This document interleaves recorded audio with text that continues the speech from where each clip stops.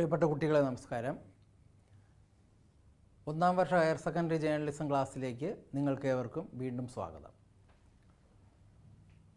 കഴിഞ്ഞ എപ്പിസോഡിൽ നമ്മൾ ഇന്ത്യയിലെ മാധ്യമ സ്ഥാപനങ്ങളെക്കുറിച്ചാണ് ചർച്ച ചെയ്തുകൊണ്ടിരുന്നത്.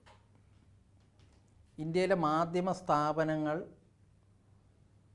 നിയന്ത്രിക്കപ്പെടുന്ന പത്രമാധ്യമ സൈഡാണെങ്കിലും ശരി, ദൃശ്യമാധ്യമങ്ങളാണെങ്കിലും ശരി, സിനിമയാണെങ്കിലും ശരി, അതിനെയൊക്കെ നിയന്ത്രിക്കുന്ന സ്ഥാപനങ്ങളെക്കുറിച്ചാണ് നമ്മൾ ചർച്ച ചെയ്തുകൊണ്ടിരുന്നത്. ഇനി മറ്റൊരു ഗണം സ്ഥാപനങ്ങൾ നമ്മുടെ രാജ്യത്തുണ്ട്. അവ മാധ്യമ പരിശീലന സ്ഥാപനങ്ങളാണ്. സർഗപ്രതിഭകളായിട്ടുള്ള മാധ്യമ പ്രവർത്തകരെ വാർത്തെടുക്കുക എന്നുള്ളതാണ് ഇന്ത്യയിലെ മാധ്യമ പരിശീലന സ്ഥാപനങ്ങളുടെ പരമപ്രധാനമായിട്ടുള്ള ദൗത്യം. ഇതിനായി ഈ സ്ഥാപനങ്ങൾ പുതുതലമുറയ്ക്ക് അറിവും വിദ്യാഭ്യാസവും പകരുകയും നേതൃത്വ, സംരംഭകത്വ, സാങ്കേതിക രംഗങ്ങളിൽ പരിശീലനം നൽകുകയും ചെയ്യുന്നു. അവ പല വിധത്തിലുള്ള പരിപാടികളാണ് ആസൂത്രണം ചെയ്യുന്നത്. അച്ചടി മാധ്യമ രംഗത്ത് വീഡിയോ നിർമ്മാണം, അതായത് വീഡിയോ നിർമ്മാണം എന്ന് പറയുമ്പോൾ തന്നെ അതിനകത്ത് ഡോക്യുമെൻ്ററി, സിനിമ, പിന്നെ അതുപോലെ തന്നെ സിനിമയും മറ്റ് ദൃശ്യമാധ്യമങ്ങളുമായിട്ടുള്ള ബന്ധപ്പെട്ടുള്ള എഡിറ്റിംഗ്, ടെലിവിഷൻ പരിപാടികളുടെ നിർമ്മാണം, റെക്കോർഡിംഗ്, ദൃശ്യശ്രാവ്യ പരിശീലനം, പരസ്യകല, അതുപോലെ തന്നെ പൊതുജന സമ്പർക്കം അല്ലെങ്കിൽ പബ്ലിക് റിലേഷൻ എന്നീ രംഗങ്ങളിലെല്ലാം തന്നെ പിന്നെ ഈ പറഞ്ഞ പലതരത്തിലുള്ള കോഴ്സുകൾ സംഘടിപ്പിച്ച് ആളുകളെ ഈ രംഗത്തേക്ക് കൊണ്ടുവരുന്നുണ്ട്. അങ്ങനെ ഈ അഭിരുചിയുള്ള ആളുകളെ ഇതിലേക്ക് കൊണ്ടുവന്ന് അവർക്ക് വേണ്ടത്ര പരിശീലനം നൽകുക എന്നുള്ളതാണ് ഈ മാധ്യമ പരിശീലന കേന്ദ്രങ്ങൾ ചെയ്യുന്നത്. അതിൽ തന്നെ ഇന്ത്യയിലെ ഏറ്റവും പരമോന്നതമായിട്ടുള്ള ഒരു മാധ്യമ പരിശീലന കേന്ദ്രമാണ് Indian Institute of Mass Communication. മാധ്യമരംഗത്തെ ഉന്നത പഠനത്തിനായുള്ള സ്വയംഭരണ കേന്ദ്രമാണ് ഈ പറഞ്ഞ Indian Institute of Mass Communication. 1965 ഇത് സ്ഥാപിതമായത്. ഇന്ത്യയുടെ തലസ്ഥാനമായിട്ടുള്ള ന്യൂഡൽഹി കേന്ദ്രമാക്കിയാണ് ഇതിൻ്റെ പ്രവർത്തനം ആരംഭിച്ചത്. ഒഡീഷയിലെ ദെങ്കനാൽ, കേരളത്തിലെ കോട്ടയം, മധ്യപ്രദേശിലെ ജാബുവ, നാഗാലാൻഡിലെ ദിമാപൂർ എന്നിവിടങ്ങളിൽ 4 പ്രാദേശിക കേന്ദ്രങ്ങളും IIMCക്കുണ്ട്. കേന്ദ്ര വാർത്താവിതരണ പ്രക്ഷേപണ വകുപ്പ് മന്ത്രാലയത്തിന് കീഴിൽ കേന്ദ്ര സർക്കാരിൻ്റെ പൂർണ്ണ സാമ്പത്തിക സഹായത്തോടു കൂടിയാണ് IIMC പ്രവർത്തിക്കുന്നത്. Indian information service, Akashvani, Doordarshan എന്നിവിടങ്ങളിലെ ഉദ്യോഗസ്ഥർക്ക് പരിശീലന പരിപാടികൾ സംഘടിപ്പിക്കുന്ന ജോലിയും IIMCക്കുണ്ട്. പത്രപ്രവർത്തനം, പരസ്യകല, പൊതുജന സമ്പർക്കം എന്നീ വിഷയങ്ങളിലെ പ്രധാനപ്പെട്ട കോഴ്സുകൾ, അതുപോലെ തന്നെ ബിരുദാനന്തര ബിരുദ കോഴ്സുകൾ അടക്കമുള്ള പരിപാടികളൊക്കെ IIMC നടത്തി വരുന്നുണ്ട്.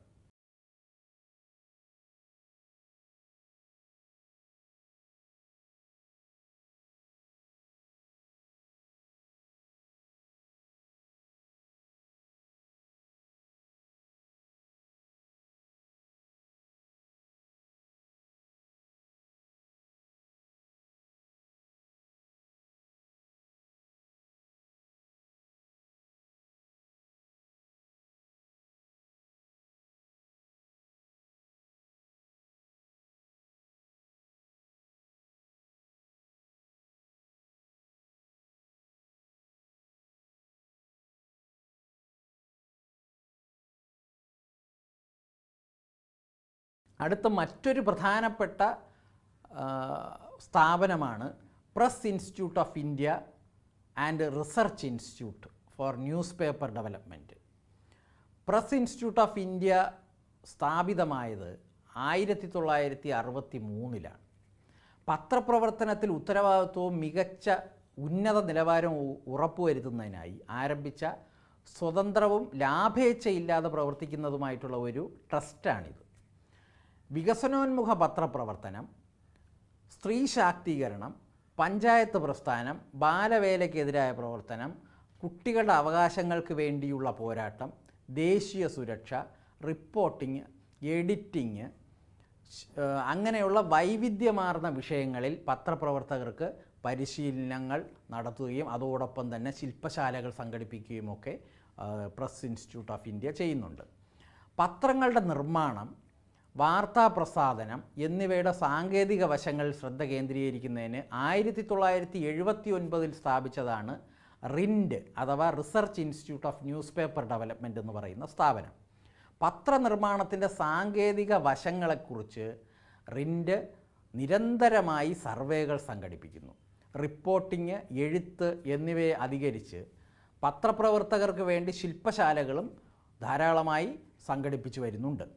1990 2 സ്ഥാപനങ്ങൾ ലയിച്ച് press institute of India and research institute four news paper development എന്ന് പറയുന്ന ഒറ്റ സ്ഥാപനമായി ഈ സ്ഥാപനം മാറുകയുണ്ടായി. ഇതിൻ്റെ ആസ്ഥാനം ചെന്നൈയിലാണ്. അടുത്ത് നമുക്ക് ചർച്ച ചെയ്യേണ്ട സ്ഥാപനം എന്ന് പറയുന്നത് film and Television institute of India. ആധുനിക ചലച്ചിത്ര സംവിധായകരിൽ പ്രശസ്തരായ പലരും പൂനെ ഫിലിം ഇൻസ്റ്റിറ്റ്യൂട്ട് എന്ന് പറയുന്ന സ്ഥാപനത്തിൻ്റെ ഉൽപ്പന്നങ്ങളാണ്. നമുക്കറിയാം, നമ്മുടെ കേരളത്തിൽ തന്നെ മധു, അതുപോലെ തന്നെ അനൂപ് മേനോൻ മുതലായിട്ടുള്ള നടന്മാർ പൂനെ ഫിലിം ഇൻസ്റ്റിറ്റ്യൂട്ടിൻ്റെ പൂർവ്വ വിദ്യാർത്ഥികളാണ്. കേന്ദ്ര വാർത്താവിതരണ പ്രക്ഷേപണ മന്ത്രാലയത്തിന് കീഴിലാണ് India government 1960 film and Television institute of ഇന്ത്യക്ക് തുടക്കം കുറിച്ചത്. 1974 ടെലിവിഷൻ വിഭാഗം വന്നതോടെ സ്ഥാപനത്തിൻ്റെ പേര് film and Television institute of India എന്നാക്കി മാറ്റി. 1860 രജിസ്ട്രേഷൻ ഓഫ് സൊസൈറ്റി ആക്ട് പ്രകാരം രജിസ്റ്റർ ചെയ്ത് 1974 സൊസൈറ്റിയായിട്ട് രൂപാന്തരം പ്രാപിച്ച സ്ഥാപനമാണ് ഇത്. ചലച്ചിത്രം, ടെലിവിഷൻ, ആശയവിനിമയം, സംസ്കാരം എന്നീ വിവിധ വിഭാഗങ്ങളിലെ പ്രമുഖ വ്യക്തികൾ, ഇൻസ്റ്റിറ്റ്യൂട്ടിലെ പൂർവ്വ വിദ്യാർത്ഥികൾ എന്നിവർ ഉൾപ്പെടുന്നതാണ് ഈ പറഞ്ഞ സൊസൈറ്റി. ചലച്ചിത്രം, ടെലിവിഷൻ എന്നിങ്ങനെ 2 വിഭാഗങ്ങൾ ഈ സ്ഥാപനത്തിന് ഉണ്ട്. ത്രിവത്സര ഡിപ്ലോമ കോഴ്സുകൾ, അതുപോലെ തന്നെ ചലച്ചിത്ര സംവിധാനം, ഛായാഗ്രഹണം, ശബ്ദലേഖനം, ചിത്രസംയോജനം എന്നീ ബിരുദാനന്തര ബിരുദ കോഴ്സുകളിലും ഈ പറഞ്ഞ നമ്മുടെ ഫിലിം ആൻഡ് ടെലിവിഷൻ ഇൻസ്റ്റിറ്റ്യൂട്ട് കോഴ്സുകൾ സംഘടിപ്പിക്കുന്നുണ്ട്. അതുപോലെ തന്നെ അഭിനയത്തിൽ 2 വർഷത്തെ ബിരുദാനന്തര ബിരുദ ഡിപ്ലോമ കോഴ്സുകളും, ഫീച്ചർ ചലച്ചിത്രങ്ങളുടെ തിരക്കഥ എഴുത്തിൽ 1 വർഷത്തെ ബിരുദാനന്തര സർട്ടിഫിക്കറ്റ് കോഴ്സും, അനിമേഷൻ, കമ്പ്യൂട്ടർ ഗ്രാഫിക്സ് എന്നിവയിൽ 1.5 വർഷത്തെ സർട്ടിഫിക്കറ്റ് കോഴ്സുകളും ഇൻസ്റ്റിറ്റ്യൂട്ട് നടത്തി വരുന്നു. ടെലിവിഷൻ സംവിധാനം, ഇലക്ട്രോണിക് ഛായാഗ്രഹണം, ചിത്രസംയോജനം, ടെലിവിഷൻ എഞ്ചിനീയറിംഗ് എന്നീ മേഖലകളിൽ ബിരുദാനന്തര ബിരുദ സർട്ടിഫിക്കറ്റ് കോഴ്സ് നടത്തി വരുന്നുണ്ട്. 1 വർഷമാണ് ഇതിൻ്റെ കാലാവധി. സിനിമ, ടെലിവിഷൻ നിർമ്മാണ രംഗത്ത് ആധുനിക സൗകര്യങ്ങളാണ് film and Television institute of India നൽകുന്നത്. ദൂരദർശൻ ഉദ്യോഗസ്ഥർക്കുള്ള പരിശീലന പരിപാടികളും ഇൻസ്റ്റിറ്റ്യൂട്ട് സംഘടിപ്പിച്ചു വരുന്നുണ്ട്. The Film and Television Institute of India, fondly known as FTII, was set up in 1960. And ever since, it has been contributing to the legacy of Pune city and its title as the Oxford of the East. FTII found a place of pride in Variety Magazine Entertainment Education Report, the best film schools of 2018. CEO World Magazine, in its report on the best film schools in the world for 2019, included FTII in its list of top 10.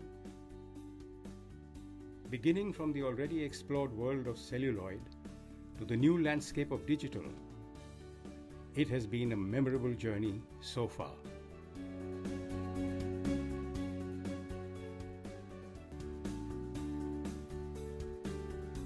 FTII has 2 TV studios with HD facility and theatres of different sizes for different purposes.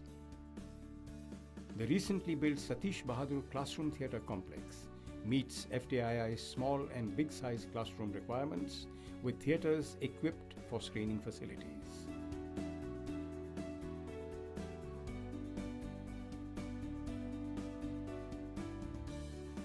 These include multiple classrooms and conference halls, central camera stores, a film vault and film library, an up-to-date Gajanan Jagirdar library with facility to access books from an international consortium through the internet, an editing department, a sound department,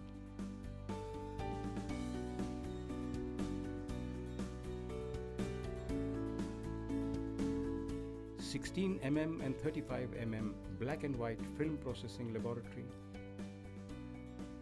on-campus community radio station called Radio FTII.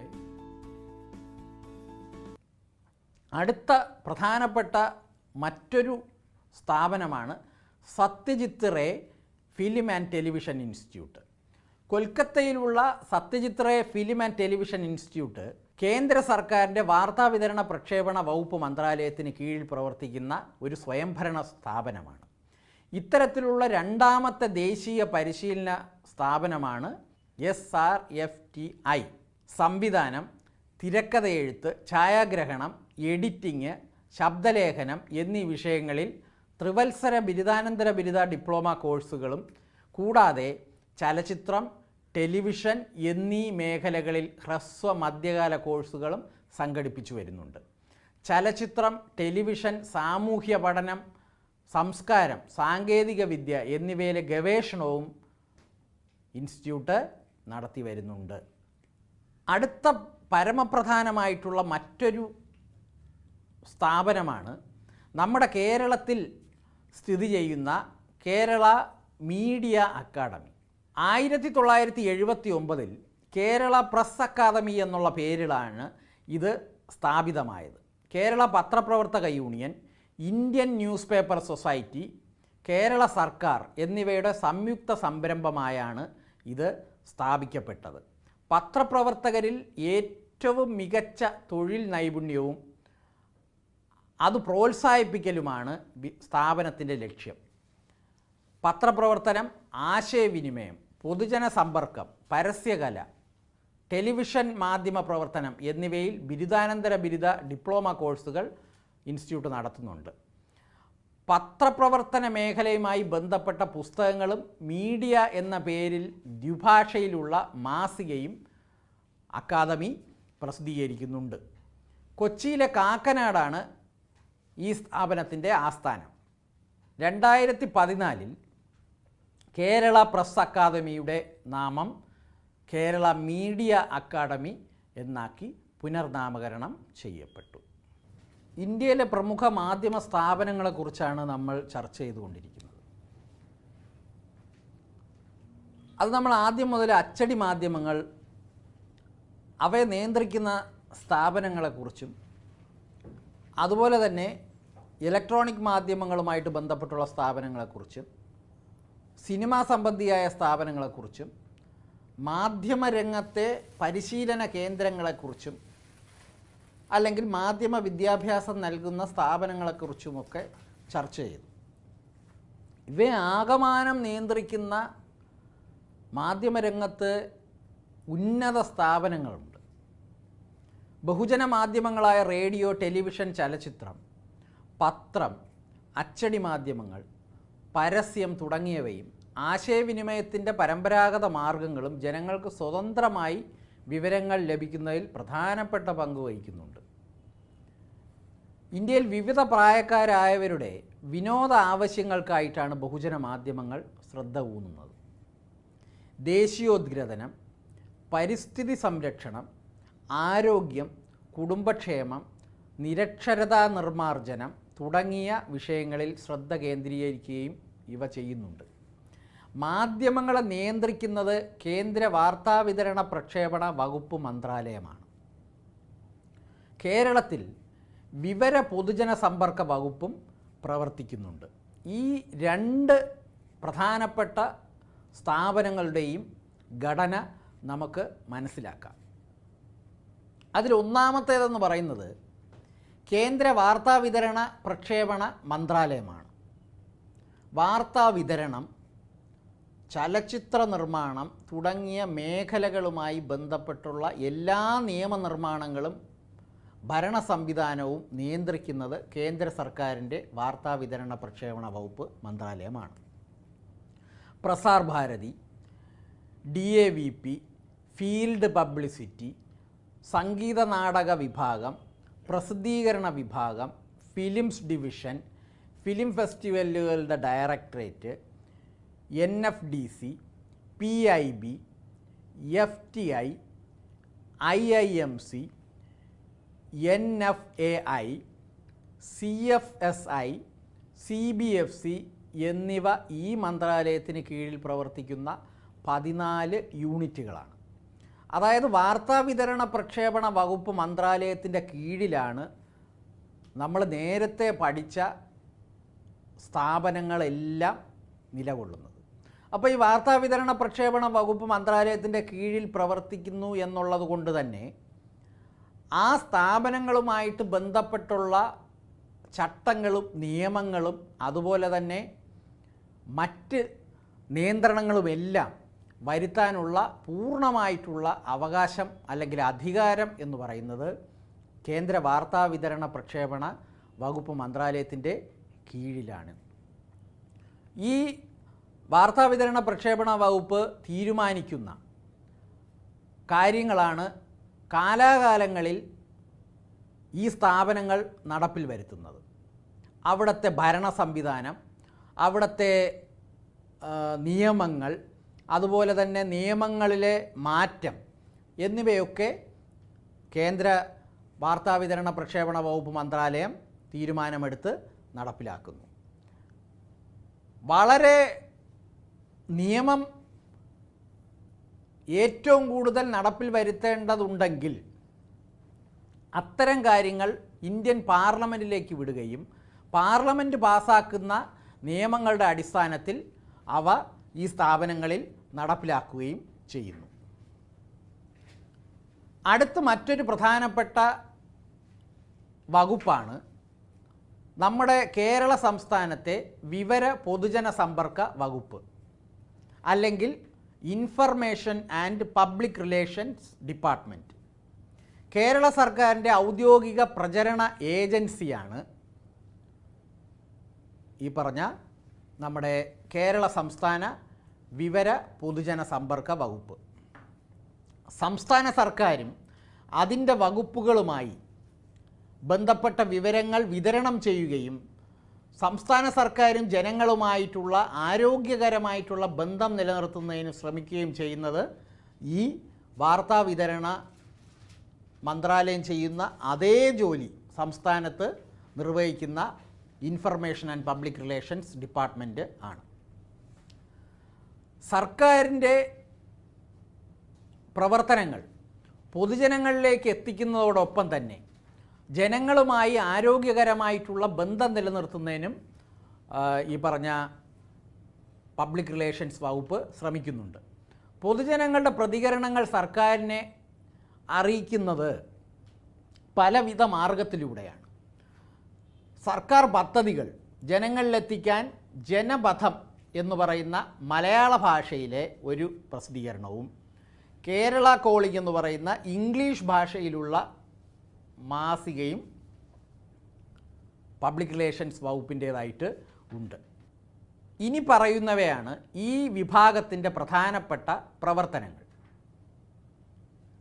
അതിലൊന്ന് സർക്കാരിൻ്റെ നയങ്ങളും പരിപാടികളും പ്രചരിപ്പിക്കുന്നു. സർക്കാരിൻ്റെ നയങ്ങളും പരിപാടികളും, ഒരു സർക്കാർ ആവിഷ്കരിക്കുന്ന നയങ്ങളും അതിന് അനുസൃതമായിട്ടുള്ള പരിപാടികളും പ്രചരിപ്പിക്കുന്നതിനായി പലവിധ സംവിധാനങ്ങളാണ് പബ്ലിക് റിലേഷൻസ് വകുപ്പ് ഒരുക്കുന്നത്. അതിൻ്റെ ഭാഗമായി പരസ്യങ്ങൾ നൽകുന്നു. മാധ്യമങ്ങളിൽ സർക്കാർ തലത്തിൽ നിന്നുള്ള പരസ്യങ്ങൾ മാധ്യമങ്ങളിൽ പ്രസിദ്ധീകരിക്കുന്നു. അതോടൊപ്പം തന്നെ കൂറ്റൻ ഹോർഡിങ്ങുകൾ, അതുപോലെ തന്നെ ലഘുലേഖകൾ എന്നിവയൊക്കെ പ്രചരിപ്പിക്കുന്നുണ്ട്. അതുപോലെ തന്നെ സർക്കാരിൻ്റെ നേട്ടങ്ങളും മറ്റും ജനങ്ങളിലേക്ക് എത്തിക്കുന്നതിന് വേണ്ടി കൈപ്പുസ്തകങ്ങൾ അച്ചടിച്ച് വകുപ്പ് വിതരണം ചെയ്യുന്നുണ്ട്. അതുകൂടാതെ സംസ്കാരം, വിദ്യാഭ്യാസം, പരമ്പരാഗത കലാരൂപങ്ങൾ എന്നീ വിഷയങ്ങളിൽ പബ്ലിക് റിലേഷൻസ് വകുപ്പ് പുസ്തകങ്ങൾ പ്രസിദ്ധീകരിക്കുന്നുണ്ട്. അതുമാത്രമല്ല, കേരള സർക്കാരിൻ്റെ ഔദ്യോഗിക വെബ് പോർട്ടലിൽ വിവരങ്ങൾ ചേർക്കുന്നതും കാലാനുസൃതമായി അതിനകത്ത് മാറ്റങ്ങളും അതിൻ്റെ പരിപാലനവും എല്ലാം തന്നെ ഈ പറഞ്ഞ ഇൻഫർമേഷൻ ആൻഡ് പബ്ലിക് റിലേഷൻസ് വകുപ്പിൻ്റെ ചുമതലയിൽപ്പെടുന്ന കാര്യങ്ങളാണ്. അതുപോലെ തന്നെ പരമപ്രധാനമായിട്ടുള്ള മറ്റൊരു ധർമ്മമാണ് മന്ത്രിമാരുടെയും ഉദ്യോഗസ്ഥരുടെയും പത്രസമ്മേളനങ്ങൾ സംഘടിപ്പിക്കുക എന്നുള്ളത്. നിർണായകമായിട്ടുള്ള തീരുമാനങ്ങൾ എടുത്ത ശേഷം മാധ്യമങ്ങളിലൂടെ അത് പൊതുജനങ്ങളെ അറിയിക്കുന്നതിന് വേണ്ടി മന്ത്രിമാരും മറ്റ് ഉന്നത ഉദ്യോഗസ്ഥരും വാർത്താ സമ്മേളനങ്ങൾ നടത്താറുണ്ട്. അത്തരം വാർത്താ സമ്മേളനങ്ങൾ നടത്തുന്നതിന് പത്രമാധ്യമ പ്രവർത്തകരെ അറിയിക്കുന്നത് ഇൻഫർമേഷൻ ആൻഡ് പബ്ലിക് റിലേഷൻസ് വകുപ്പാണ്. അതുപോലെ തന്നെ വിവിധ വകുപ്പുകളുടെ കീഴിലുള്ള പരസ്യങ്ങൾ മാധ്യമങ്ങൾക്ക് നൽകുന്നതും പബ്ലിക് റിലേഷൻസ് വകുപ്പാണ്. സംസ്ഥാനത്തിൻ്റെ സാമൂഹ്യ സാംസ്കാരിക താൽപ്പര്യങ്ങൾക്കനുസൃതമായി നിർമ്മിച്ച ഫീച്ചർ ഫിലിമുകൾ, ഡോക്യുമെൻ്ററികൾ, ഹ്രസ്വചിത്രങ്ങൾ എന്നിവയൊക്കെ താൽപ്പര്യാനുസൃതം പ്രദർശിപ്പിക്കുന്നതിനുള്ള സംവിധാനം ഒരുക്കുന്നതും പബ്ലിക് റിലേഷൻസ് വകുപ്പാണ്. അപ്പോൾ ഇന്ത്യയിലെ മാധ്യമ സ്ഥാപനങ്ങളെക്കുറിച്ചാണ് നമ്മൾ വളരെ വിശദമായി ചർച്ച ചെയ്തത്. അത് പല വിധത്തിലുള്ള മാധ്യമ സ്ഥാപനങ്ങൾ നമ്മൾ പരിശോധിച്ചു. പത്രമേഖലയിലുള്ള, ഇലക്ട്രോണിക് മേഖലയിലുള്ള, ഇലക്ട്രോണിക് മാധ്യമ മേഖലയിലുള്ള, അതുപോലെ തന്നെ മാധ്യമ പരിശീലന സ്ഥാപനങ്ങൾ, അതുപോലെ തന്നെ സിനിമാ മേഖലയുമായിട്ട് ബന്ധപ്പെട്ടുള്ള CBFC, ഇന്ത്യയിലെ പത്രപ്രവർത്തകർക്ക് പരിശീലനം നൽകുന്ന സ്ഥാപനങ്ങൾ തുടങ്ങിയവയൊക്കെ നമ്മൾ വളരെ വിശദമായി ചർച്ച ചെയ്തു. അപ്പോൾ നിങ്ങൾ ഇനി ഈ പ്രവർത്തനവുമായിട്ട് ബന്ധപ്പെട്ട് ചില ചോദ്യങ്ങൾക്ക് ഉത്തരം നൽകേണ്ടതുണ്ട്. അപ്പോൾ നമ്മൾ ഈ പഠിച്ച ഈ പ്രധാനപ്പെട്ട പാഠഭാഗത്തു നിന്നും 3 ചോദ്യങ്ങൾക്ക് ഉത്തരം കണ്ടെത്താൻ ശ്രമിക്കുക. അതിലൊന്നാമത്തേത്,